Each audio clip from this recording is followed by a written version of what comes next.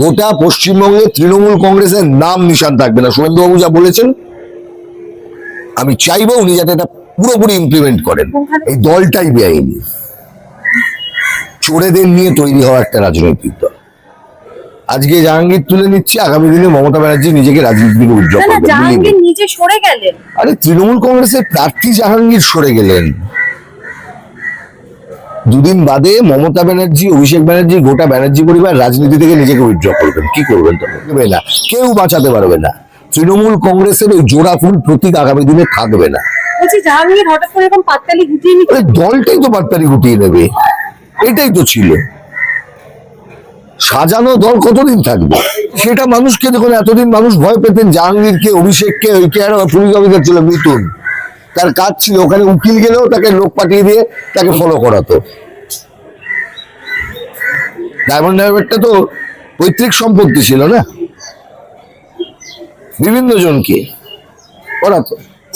শুভেন্দু বাবুকে বলবো যে যা বলেছিলেন সেটা আমরা দেখতে চাই। জাহাঙ্গীর ভূমিপুত্র, আমি জিতবো, ভূমিপুত্র অভিষেক বন্দ্যোপাধ্যায়, আগে অভিষেক বন্দ্যোপাধ্যায় এত হুঙ্কার দিল, সেই জাহাঙ্গীর। আমি বললাম তৃণমূল দলটার অস্তিত্ব থাকবে না আগামী দিনে, মমতার নাম আগামী দিনে কেউ লিখবে না, লিখে রেখে দিন, অস্তিত্ব থাকবে না, জোড়া ফুল থাকবে না, এই চিহ্নটাই দেখতে পাবে না। খুব কষ্ট হবে কিছু কিছু চোরদের।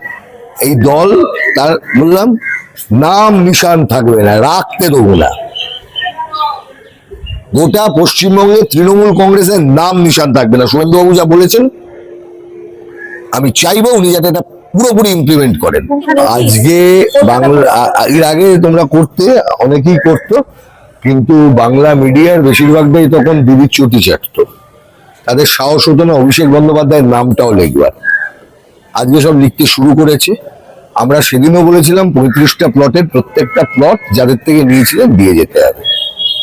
তাতে হাতে বাটি নিয়ে কে বসবেন আমাদের দেখার দরকার নেই, বসতে হবে।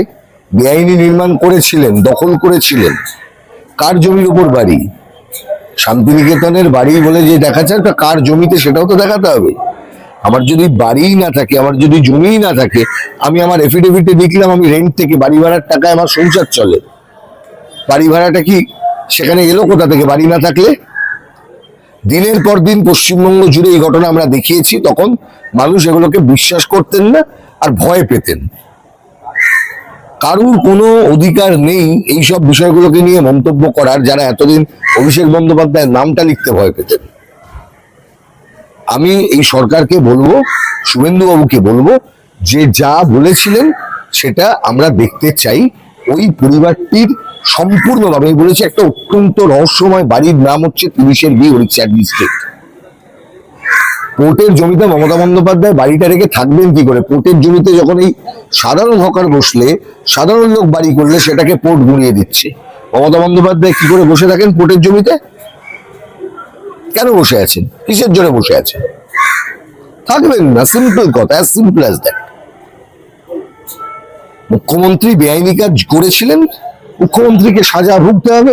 মুখ্যমন্ত্রী ভাইয়ের বউ 2.5 কোটি টাকা সমাজসেবা করে উনি দেখিয়েছিলেন, 2.5 কোটি টাকা।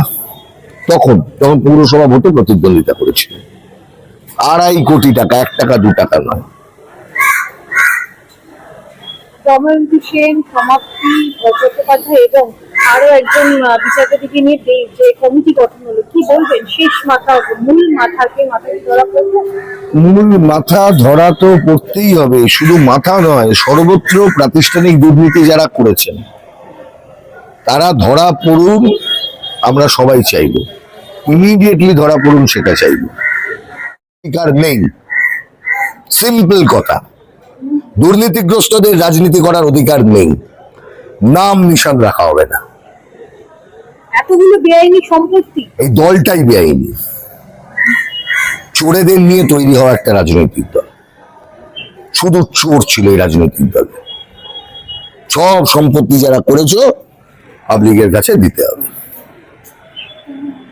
এই তো সামনে ভোট, তার আগে এরকম ভাবে পালাবদল হয়ে যাচ্ছে। কোথায় সামনে ভোট? এই ফলতায় ভোট। আমি বললাম তৃণমূল কংগ্রেস দলটাই এমনি তুলে নেবে, নিজেকে গুটিয়ে নেবে, থাকবে না। অভিষেক বন্দ্যোপাধ্যায় কি খুব চাপে হাইকোর্ট দ্বারস্থ হয়েছিলেন কালকে? সে তো হতেই পারেন স্বাভাবিকভাবে।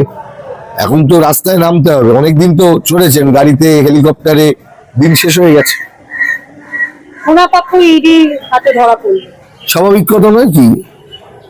ধরা তো এতদিন পড়বে। ধরা পড়ছিল না, হঠাৎ করে সোনাপাত্র দেখা যাক না, এতদিন হচ্ছিল না, এখন তো হচ্ছে, অ্যাটলিস্ট হচ্ছে, না হওয়ার থেকে তো হওয়া ভালো।